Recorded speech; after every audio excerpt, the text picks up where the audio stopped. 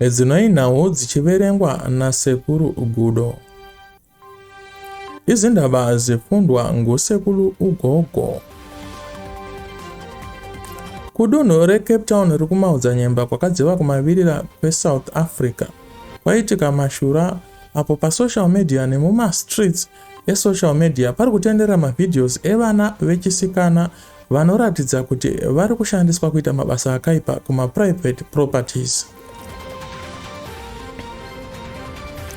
Mashoko ari kutenderera ari kuratidza kuti vana ava vakabhadharwa mari uye vane zvavanenge vavimbiswa kuti vazopiwa kana vachinge vaitiswa mabasa aya. Nhau dzambobuda makuseni patanga kutendera mavideos aya. Zviri kunzi kwabuda mamwe mavoice notes anga achitaura kuti vana ava vari kupomera magweja kana kuti varume vekuZimbabwe kuti ndo vakanga vakavavharira nekuti vana ava vanga vachitoshayikwa kwenguva inokwana kuita iyo 1 week.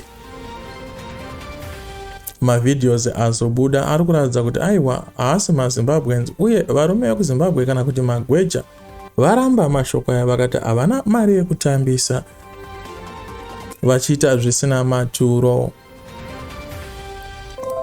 Zvichakadaro mapurisa akurudzirwa kuti aite mainvestigations asunge mhondi nevanhu vari kuita mabasa akaipa vachishandisa vana vadiki kuita zvisakarurama. Mamwe masangano anomirira vanasikana agumbuka zvikuru aenda pasocial media uye ari kupopota kuti maforeigners ari kuita zvaanoda nevana vedu vemuno muSouth Africa.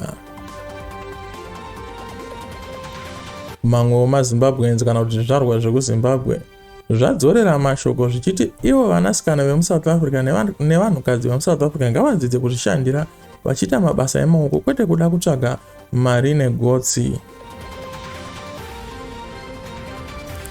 Chiitiko chakadai chinonzi hakasi kekutanga chichiitika, zvinonzi zvinogara zvichiitika nekuti vana ava vanenge vachipromiswa kuzopiwa foni dzerudzi rwemaiPhone kana vachinge vaendwa navo kunovatwa navo vachiitiswa mabasa asakarurama aya.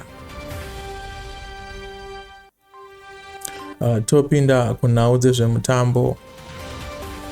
Musi wa14 May kuStrand kuZola kuchange kuine fundraising yeDP Boys chinove chikwata chechizvarwa chekuZimbabwe chakabatanawo nechimwe chizvarwa chemuSouth Africa vakaronga chikwata chavo chinonzi DP Boys apo vanoita mhanzi dzavo vachivaraidza vanhu. Matikets ari kutengeswa 20 rand chete ekupinda uye venue yacho ichange ichiitirwa kunonzi kuAnointed Church iri kuZola Strand.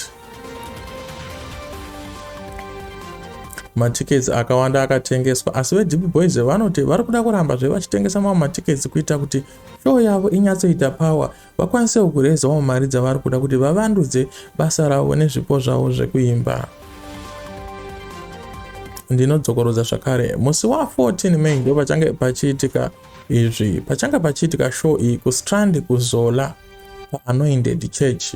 Vese vanotsigira vanodawo kuona vakomana vachiita budiriro music endai munovatsigira kubudikidza nekupinda mushow yavo motenga matickets enyu in time. Tasvika kwekupedzisira kwenhau dzedu. Dzimwe nhau tichakonzerai zvakare kana tichinge tisina kupochomeswa neve Operation Dudula nekuti vakatsamwa.